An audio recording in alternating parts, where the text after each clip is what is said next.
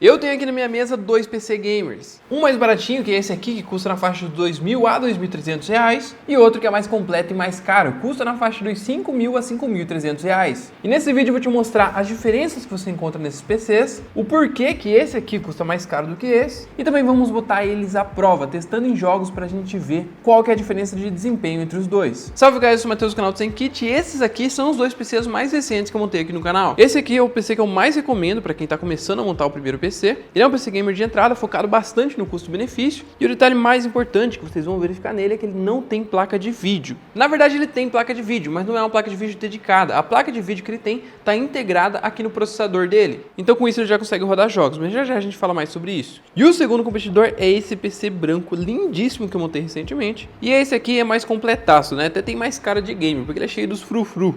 Basicamente ele tem 6 fãs aqui, ó, todas RGB. Ele tem um water cooler aqui na parte de cima. E esse aqui é completaço, ó, ele tem até uma placa de vídeo que é uma RTX 4060, que é uma placa de vídeo muito boa que custa ali seus R$2.000. Então a primeira diferença mais significativa que vocês vão ver entre esses dois é a placa de vídeo. A placa de vídeo que tá nesse PC gamer branco aqui é uma RTX 4060, bem parecida com essa daqui. Essa placa de vídeo custa na faixa dos R$2.000 e ela é excelente para jogos, principalmente na resolução de Full HD. Ela vai empurrar praticamente qualquer jogo da atualidade na qualidade máxima no Ultra em Full HD. E além de ser utilizado para jogos, a RTX 4060 também é uma ótima placa de vídeo para lives e para renderização de vídeo. Então se você for fazer live com esse PC gamer branco aqui, você vai ter uma ótima experiência. Isso porque tem codecs específicos dentro dessa placa de vídeo aqui, onde uma parte dela vai ser utilizado para renderizar a sua live. E isso vai fazer com que você tire peso do seu processador na hora de fazer essa live. Então de maneira resumida, se você for usar esse PC para fazer lives ou para editar vídeos, você vai ter uma fluidez muito bacana, você não vai perder desempenho, você vai conseguir fazer basicamente trabalhos muito bem feitos nesse cenário. Já esse PC gamer aqui, como vocês viram, né, ele não tem placa de vídeo. Inclusive, um dos motivos que eu mais recomendo você começar um PC dessa forma aqui, sem placa de vídeo, é que no futuro você pode adicionar. Então você pode começar ele dessa forma, mais simples, e aí no futuro, quando te sobrar um dinheiro, você pode vir e comprar uma placa dessa aqui, ou até uma melhor, e inserir nele. E aí ele vai ficar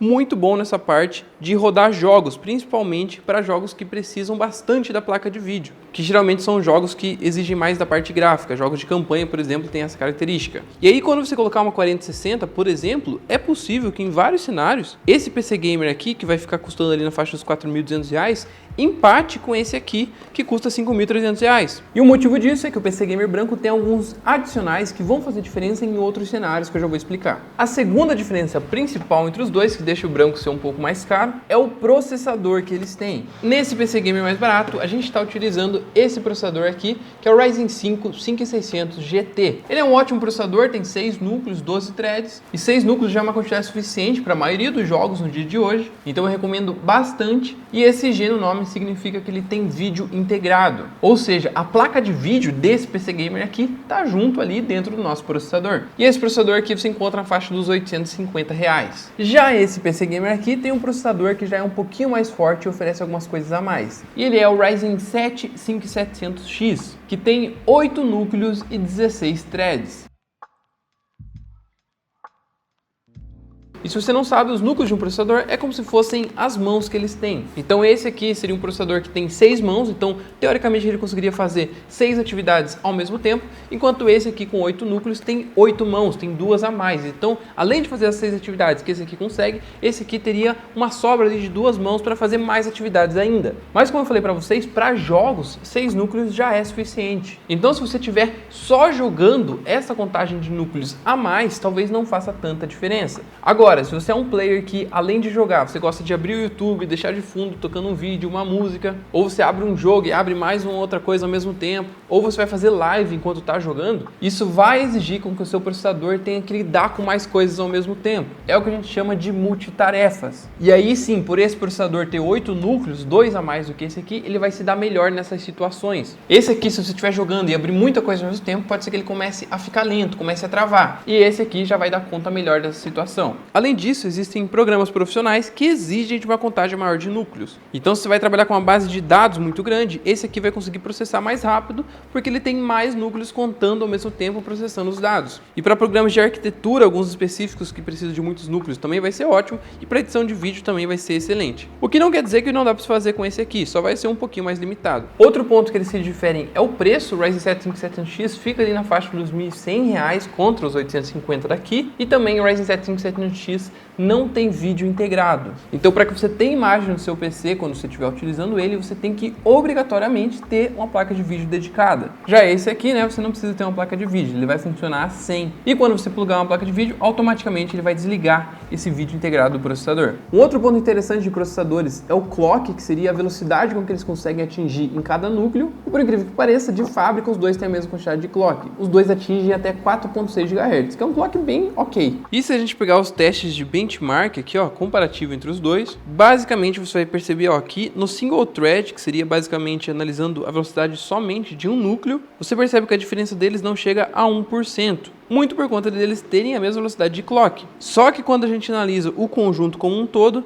por Ryzen 7 5700X ter dois núcleos a mais, aí dá uma pontuação bem diferente, olha só. Ele vai dar 25% a mais de velocidade, basicamente. E tem mais um ponto que o Ryzen 7 5700X tem a mais do que o Ryzen 5 5600, que é a quantidade de cache L3. Se você entrar nesse mundo de PC, você vai ver que um dos processadores mais famosos que tem são os processadores da AMD, que tem X3D no nome. Esses processadores se diferenciam e entregam muito FPS nos games, porque eles vêm com a característica de ter um cache L3 com armazenamento muito alto, geralmente ali na faixa dos 64 MB de armazenamento, que é um pedaço do seu processador ali que basicamente ele armazena algumas informações que são importantes para o uso que está acontecendo em tempo real. E enquanto o Ryzen 5 5600 GT tem 16 MB de cache L3, o Ryzen 7 5600X tem 32 MB de cache L3. E sim, pode parecer pouco, mas isso vai dar uma diferencinha nos games. E basicamente a placa de vídeo e o processador são as principais diferenças que a gente vai ter em termos de resultado real desse PC. A próxima diferença, que vai ser enorme, é a quantidade de memória RAM. Enquanto aqui no PC Gamer barato a gente tem dois módulos de 8 GB totalizando 16 GB de memória RAM, aqui no PC Gamer branco a gente tem dois módulos cada um com 16 GB de RAM, totalizando 32 GB no total. E aí entra novamente naquela situação que é parecida com os núcleos. Hoje, para jogos, a maioria deles vai 95%, 16 GB de RAM vai ser suficiente. Porém, existe algum jogo ou outro, como é o caso do COD Warzone, por exemplo, que já consome ali na faixa dos 20 GB de memória RAM. E aí, para esses jogos que dão diferença, você vai ter um desempenho a mais aqui, tendo 32 GB de memória RAM no total. Um outro ponto que também vai te dar vantagem você ter 32 GB de memória RAM é caso você seja um usuário que gosta de abrir um monte de coisa ao mesmo tempo. Isso porque a memória RAM é um tipo de armazenamento super rápido e temporário que a gente tem no nosso PC. Então, quando você abre um jogo, por exemplo, o jogo lá tem 100 GB. Essa informação de 100 GB está armazenado no seu SSD ou no seu HD. E aí, enquanto esse jogo está rodando, está sendo executado, parte dos dados dele, de informações necessárias para utilizar naquele momento, vão ser armazenadas na sua memória RAM, vão ser alocadas na sua memória RAM. E como a memória RAM é super rápida, ela tem um processamento de leitura ali muito rápido, o processador fica resgatando essa informação na memória RAM, eles ficam trocando ali para que você consiga ter um ótimo desempenho. E cada programa que você abre no seu PC, então você abre o Google Chrome, você abre um editor de vídeo, você abre o YouTube, você abre um jogo, cada uma dessas atividades vai exigir um pouco de alocamento de memória RAM. Será que é alocamento ou alocação? Não sei,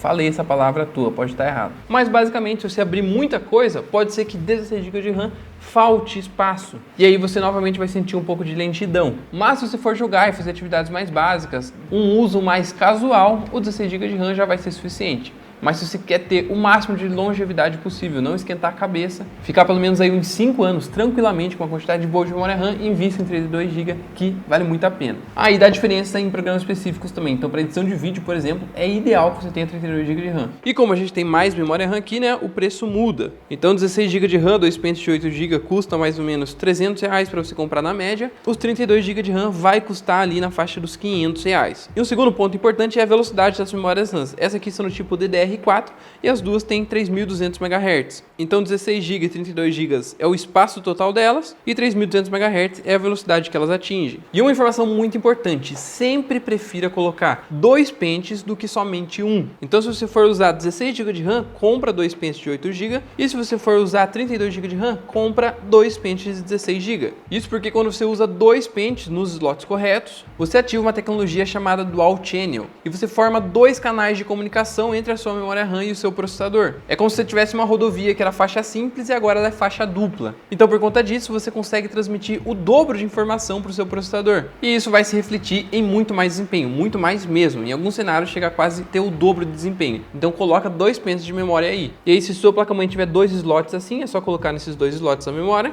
E se sua placa-mãe tiver 4 slots, é só você colocar no slot 2 e 4 ou 1 e 3. Mas geralmente recomendo colocar no 2 e 4. Colocando dessa forma, você vai ativar o Dual Channel e você vai ter muito mais desempenho. Agora vamos para as últimas diferenças e vamos testar nos jogos. Os dois usam a mesma plataforma, o processador deles é da AMD e é do tipo AM4, que seria a compatibilidade dele com a placa-mãe, então quer dizer que eu poderia colocar esse processador nessa placa-mãe e esse processador aqui nessa placa-mãe. Mas as placa-mães são um pouquinho diferentes. Esse aqui é o modelo B450M, é um modelo chinês que eu comprei de uma marca chamada Machinist, e essa aqui é uma A520M de uma marca chamada MSI. E elas são do mesmo tipo, mas são de categorias diferentes. A A520M geralmente é indicado para você colocar processadores mais de entrada, mais simples. Isso porque, teoricamente, ela seria também um pouco mais simples, mais de entrada. Já a B450M e a B550M seriam placa-mães um pouco mais robustas. E quando eu falo robustas, seriam placa-mães que aguentariam processadores mais fortes, mais quentes. Isso porque, teoricamente, elas seriam preparadas para aguentar uma temperatura maior do seu processador. Só que na prática, nem sempre é assim, então você não pode levar isso super ao pé da letra. Isso porque essa A520 aqui da MSI, por exemplo, é esse modelo aqui, ó, chamado A520M-A Pro. E ela é basicamente uma A520M que é muito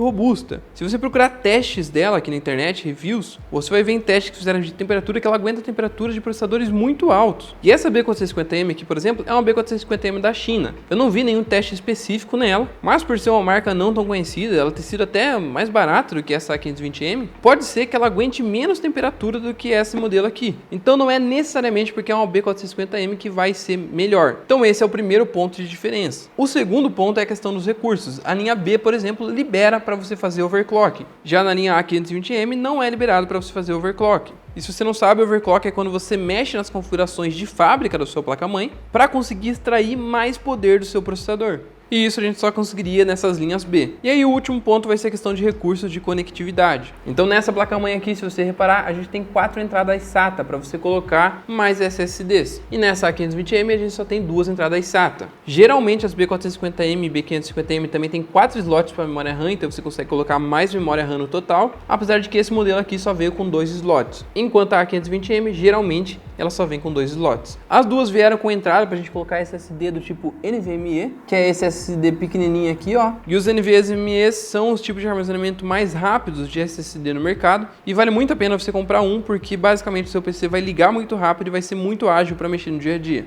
E essas duas placas-mães aqui são PCI 3.0, que é o tipo de comunicação da sua placa-mãe com sua placa de vídeo, seu processador e seu SSD. E você encontra o PCI 4.0, que seria uma tecnologia atualizada disso, que transmite mais dados, lá nos modelos de B550M. E aí, teoricamente, transmitindo mais dados no PCI 4.0, você pode ter um pouco mais de desempenho também. E é importante você saber que para ter o PCI 4.0, a sua placa-mãe precisa ser PCI 4.0 e seu processador também. Então o Ryzen 7 5700X que está aqui tem PCI Express 4.0, já o Ryzen 5 5600 GT é só PCI Express 3.0. Então mesmo que a gente tivesse uma placa-mãe B550M aqui, o PCI 4.0 não seria ativado, ele ficaria rodando em PCI 3.0. Mas você não precisa se preocupar tanto com isso, porque geralmente os testes que você vê, na prática, a diferença de desempenho hoje em dia, para uma 4060, por exemplo, chega no máximo de 5 a 10% em casos específicos. Na maioria das vezes fica empatado, então o PCI 3.0 e PCI 4.0 basicamente dão o mesmo resultado na maioria dos testes. Mas pode ser que no futuro isso faça mais diferença e para SSD NVMe, quando você está em PCI 3.0 você fica limitado, se eu não me engano, a 3.000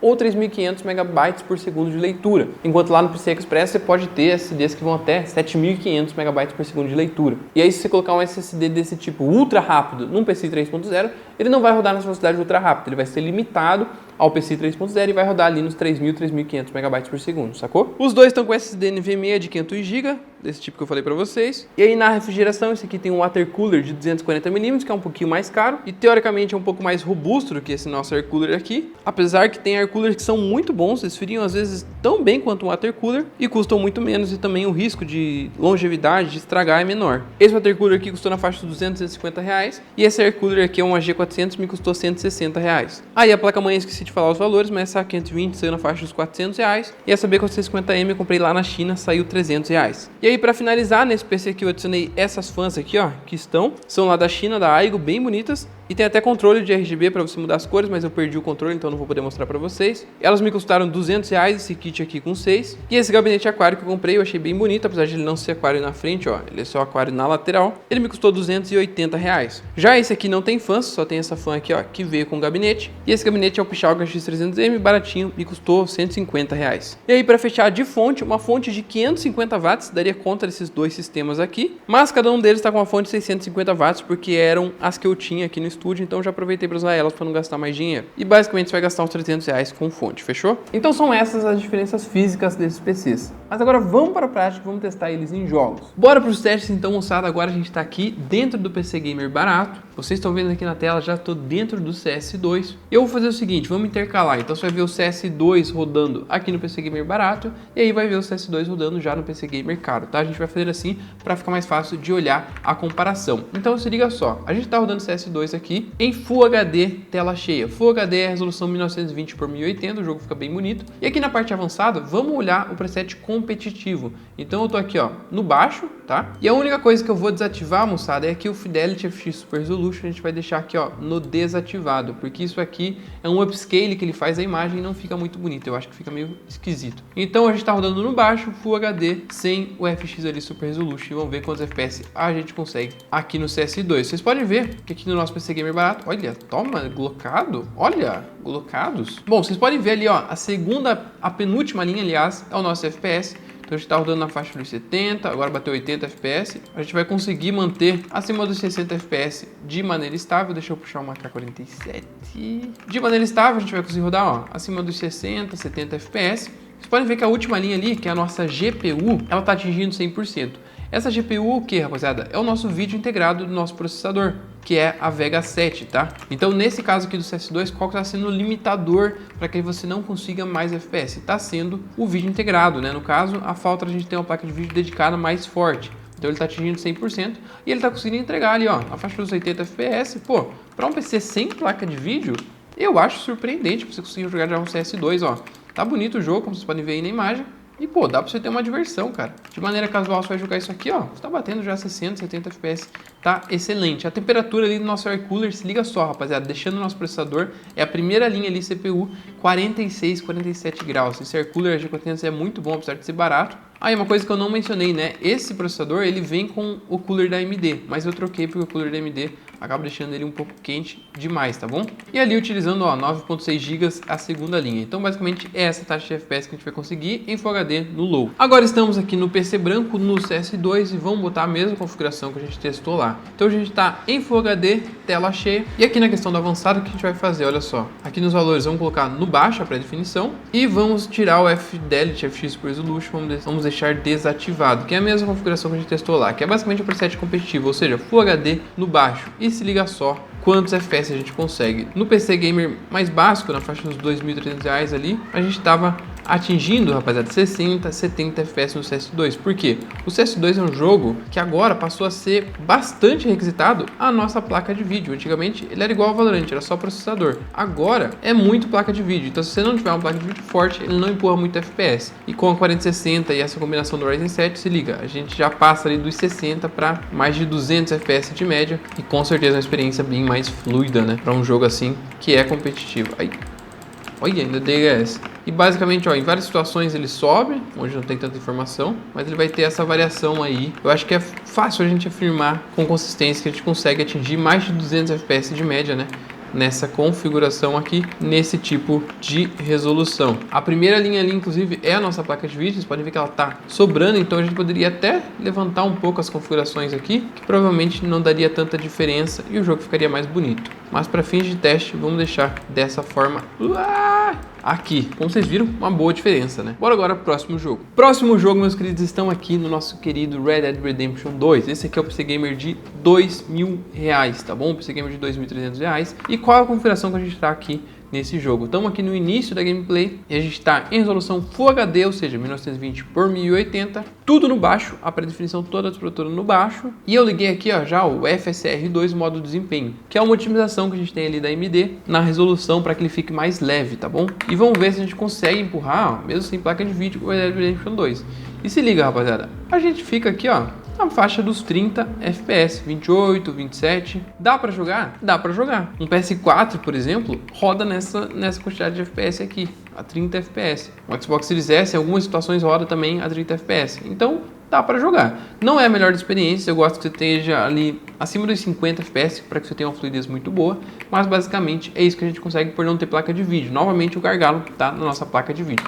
O que a gente pode fazer para entregar um pouco mais, e eu faria se eu fosse você com esse PC aqui, é abaixar essa resolução aqui para HD, que é 1280 por 720, essa resolução aqui. Basicamente ele vai diminuir o tamanho da imagem, mas se deixa em tela cheia aqui, ele vai ficar na tela inteira. Ele vai ficar um pouco mais feio o jogo, mas vai liberar bastante desempenho ali para nossa placa de vídeo integrada, eu creio. Então vamos ver se a gente consegue subir um pouco. Olha só, até no menu já deu diferença. Ó, a gente já subiu os 36, e o jogo tá bem pixeladinho, vocês estão vendo, né? Mas é o que dá para fazer sem placa de vídeo num jogo pesado como Red Dead Redemption 2. Agora vamos pro PC Gamer branco, que já tem placa de vídeo. Agora estamos aqui no nosso PC Gamer branco, como vocês podem ver, e estamos no Red Dead Redemption 2, naquele mesmo início de gameplay. Vamos ver a questão dos gráficos aqui. A gente estava conseguindo bater ali na faixa dos 30, né? Mais ou menos ali com o nosso PC sem placa de vídeo. E vamos tentar botar a mesma configuração, ó. Tentei botar a barrinha aqui para baixo também. E eu vou botar sem otimização DLSS. Na verdade, vamos colocar, porque no outro eu coloquei também. Já vou botar no modo qualidade aqui. E o resto, a barrinha ali, ó, tá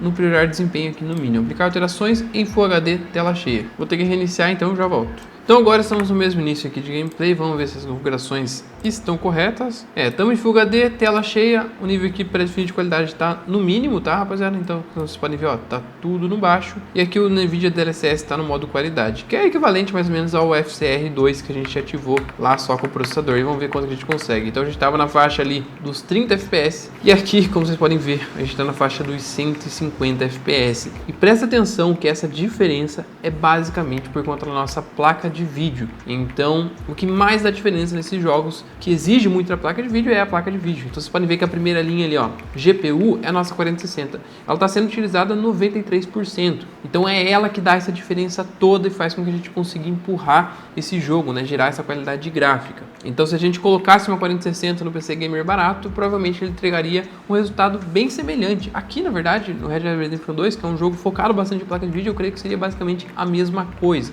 Mas é interessante a gente ver, né, o tanto que muda. A gente estava de 30 FPS, agora com a placa de vídeo ali, 140 FPS, a gente poderia rodar até no alto. Próximo jogo, meus queridos, aqui no nosso PC Gamer de R$2.000 barato, fiz questão de trazer o Valorant. Esse é um jogo muito legal de testar, porque é um jogo que é mais focado no processador. Então a gente consegue ter altas taxas de FPS, mesmo sem ter placa de vídeo, como vocês estão vendo aqui no aquecimento. Cara, incríveis 240 FPS estava batendo. Olha só a questão que a gente está aqui na resolução 1920 por 1080 Full HD e o restante na qualidade do gráfico, tudo no desligado e tudo no mínimo. De maneira competitiva, é o que a gente quer, o máximo de FPS possível. Então vamos ver quanto que a gente consegue nesse jogo, moçada. E se liga, rapaziada, pelo menos no aquecimento, olha só, a faixa média dos 200 FPS. Você pode ver na primeira linha lá que o nosso processador já deu uma esquentadinha, 57 graus, mas tá bem tranquilo ainda. O nosso air cooler muito bom, o G400. Vale a pena você investir 150, 160 reais para ter esse desempenho. E no FPS ali, a terceira linha, ó, 220 FPS. Às vezes cai na faixa ali para baixo dos 200 um pouco, mas acima de 144 a gente consegue facilmente.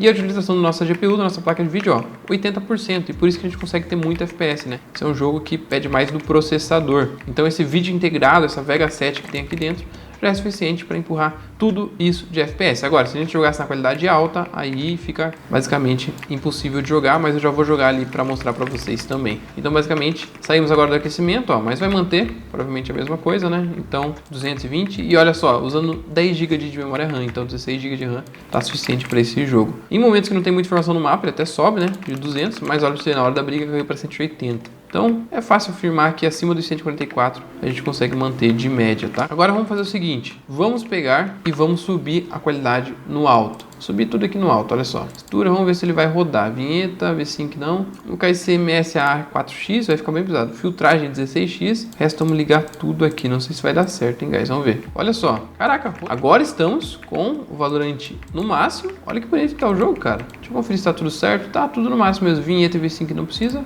Tudo no máximo, cara. E estamos rodando ainda. Sem placa de vídeo, caraca, tô impressionado. Ó, mas caiu ali, a gente tava nos 200, agora tá na faixa dos 80. Parecido com o CS2, né, no low. Então você vê que é um jogo Valorant, cara, o Valorant é o novo CSGO, né, cara? O CSGO antigamente era fácil de rodar e agora o CS2 é pesado. E agora a gente tem o Valorant aqui, pra quem tem máquina fraca. Eu acho que é uma escolha até plausível você escolher jogar Valorant, porque você consegue ter um desempenho muito bom nesse jogo. Então olha só, Full HD no alto aqui, 70, 69, 68, 80 FPS. Então, muito bom. Vamos ver agora quanto que a gente consegue no PC Gamer branco de 5 mil reais. Agora estamos no PC Gamer branco, estamos no Valorant. Olha só as configurações. Então tela cheia 1920 por 1080 e aqui ó, tudo no mínimo, na mesma configuração que a gente tava ali no PC Gamer preto, certo? E se liga, rapaziada, mais de 500 FPS então. Mais que o dobro de FPS a gente consegue por a gente estar com placa de vídeo e por a gente ter também um processador que provavelmente é um pouco mais forte, tem um pouco mais de cache L3, então a gente consegue ter uma folguinha a mais. Não tava ruim, né? O PC Gamer barato já tava ali na faixa dos 200, acima dos 144, tava excelente. Só que isso aqui já é outro patamar, né, cara? Você tá jogando a 500 FPS, não tem nem desculpa pra você pinar tiro. É porque, quer dizer, sempre tem, né? Sempre tem internet. Ixi, caiu aqui o Secure Boot, mas deu pra gente ver que é basicamente isso que você consegue aqui com o PC Gamer de 5 mil reais no Valorant, fechou? Alô, som teste 1, 2, 3, sincronizando agora o áudio, PC Gamer fraco no GTA V. Próximo jogo do nosso PCzinho aqui dos 2 mil reais nessa faixa de preço, tamo no GTA 5. E se liga só, esse aqui me impressiona também esse PC, tá? Porque o GTA V é um jogo, cara, bonito, um jogo que muita gente joga e ele já roda na qualidade baixa ali nos 60 FPS, o que é muito bom. Então se liga aqui, moçada, a gente tá em tela cheia Full HD e basicamente estamos com tudo desligado ou tudo no normal ou no baixo aqui no que dá. Tá? E essas sombras aqui tá nesse modo AMD, tá bom? O resto tá tudo desligado. Aqui na parte de gráficos avançados, tudo desligado também, tá bom? Então tá no mínimo que a gente pode. E se liga, a gente já consegue jogar um GTAzinho na faixa aqui, ó, dos 70, 75, 67, média dos 70 FPS, vai. Acima dos 60 ali, a gente tá conseguindo jogar. E o jogo tá bem bonito. Deixa eu entrar numa confusão aqui, pra gente ver se na hora do... sair do... Ó, caiu pra 50, mas tá mantendo. Então, pô, é um jogo que é da hora, se você nunca jogou GTA assim, e dá pra gente ter uma experiência legal nesse game aqui. Novamente, a última linha ali, a nossa GPU, nossa Vega 7 está sendo o limitador, né? Então, de 100%, olha só, deu uma queda ali para 40 agora FPS. Será que foi o carro? O que será que foi? Bom, tá na faixa dos 40 FPS, agora caiu bastante, vocês viram que tava bom? Caiu, deixa eu sair do carro de novo. Eu acho que tem algumas situações de jogo que ele pesa bastante, né? Ó, já subiu de novo ali, próximo aos 60, 57, 55...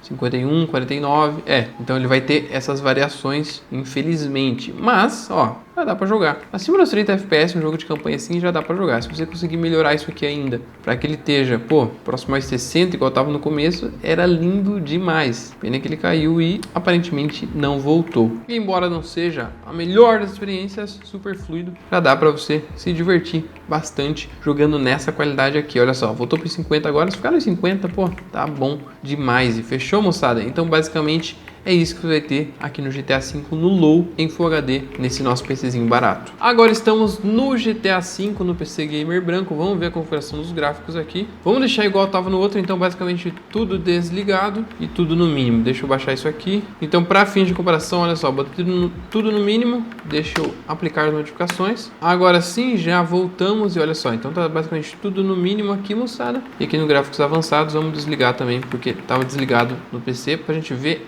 a diferença, né, já que esse vídeo é um comparativo.